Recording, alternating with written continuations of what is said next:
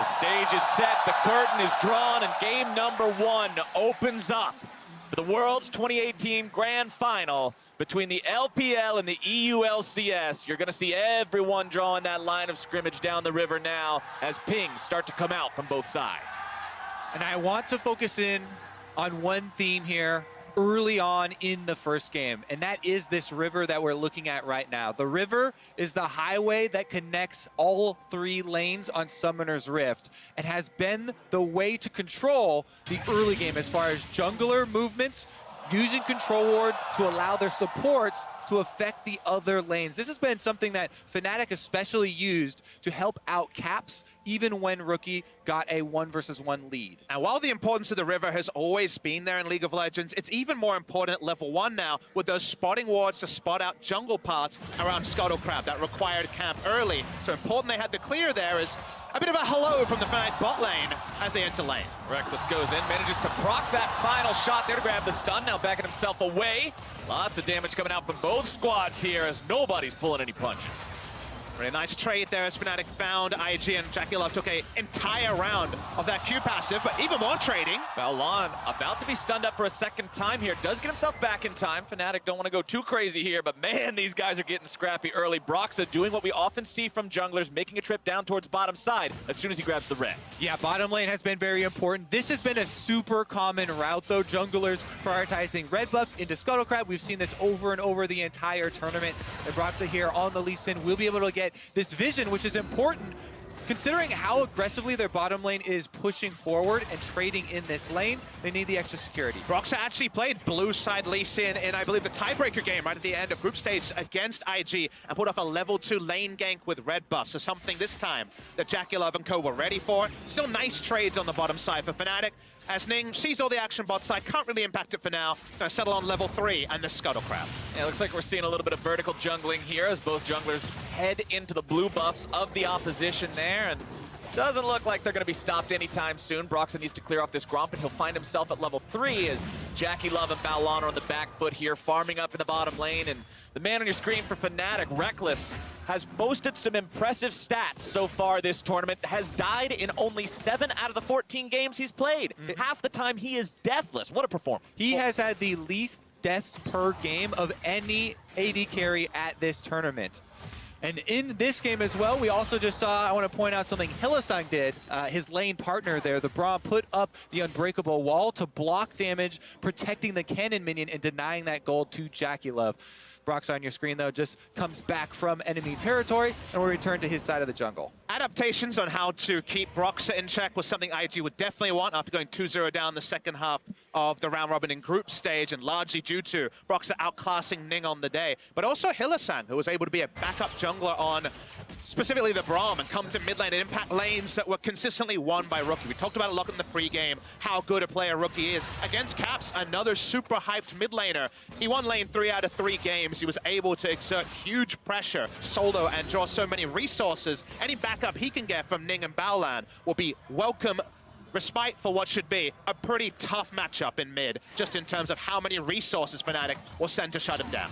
And as we keep looking towards the bottom lane again and again, I want to also highlight when these two teams played against each other in group stage, the second and third games when Fnatic found their victories. JackeyLove didn't have super impressive showings, but in that first game, he went 11-1-8 on this same pick on the Kai'Sa to really shine there and carry his team to a fantastic spot and a huge victory to start off that group stage as Caps will take a little bit of damage there from Rookie, whose Aftershock will be procced. Cap's not going to find himself the stun. Broxa shows up, but with no mana left on the mid laner, you're not going to find much of a fight here. Still right time to show up in mid lane. He wants to ensure that Caps can push out the minion wave and back. Has a good back timing here. I imagine Sheen of Age will be the first pickup there. So mostly about just allowing for the pickup. Could go Merc Tread, so it's about 1,100 gold. The Shy's getting pretty comfortable underneath that turret up here in the top lane. But hey, that's Sion versus Urgot. Urgot kind of showed up as one of those champions who could really put those tanks through the grinder, both literally and metaphorically. And we'll see how the Shy continues to hold up here as Ning and Rookie will take control over the second Scuttlecrab spawn. Oh yeah, one of the other things, Broxa might go for a steal. Broxa does manage to steal that one away, and now he's going in for the fight.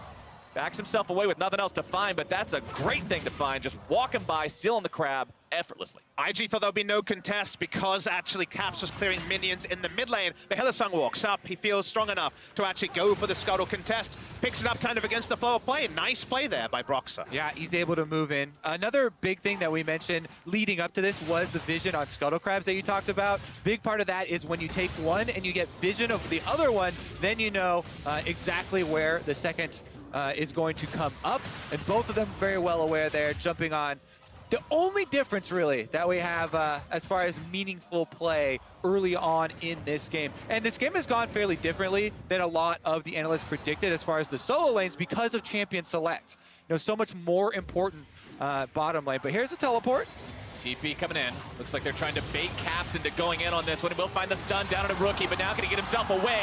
Ulti going to come down. Caps still getting away for now. The claw will not be followed, and IG's plan will not succeed. Very necessary flash. And again, the way to mid lane, lit by these control wards down that river highway, allowed for the jungler and the support to go try and affect this mid lane matchup. Now, the summoner was blown, but that is very good for Caps that he was able to get it off in time and get under turret. It was certainly a maximum value flash as he got away from the buffered headbutt pulverize from the Alistar as well. Do want to note that he actually made a very late change over to the Ignite away from Cleanse, so he doesn't have a second defensive summoner as Whippo actually being shoved around by the Shy.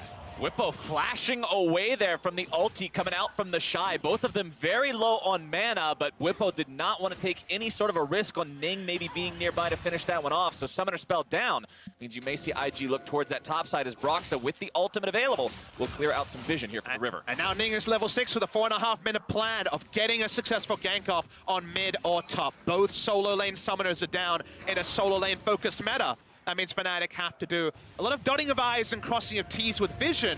Otherwise, there should be a bounty of kills available by IG.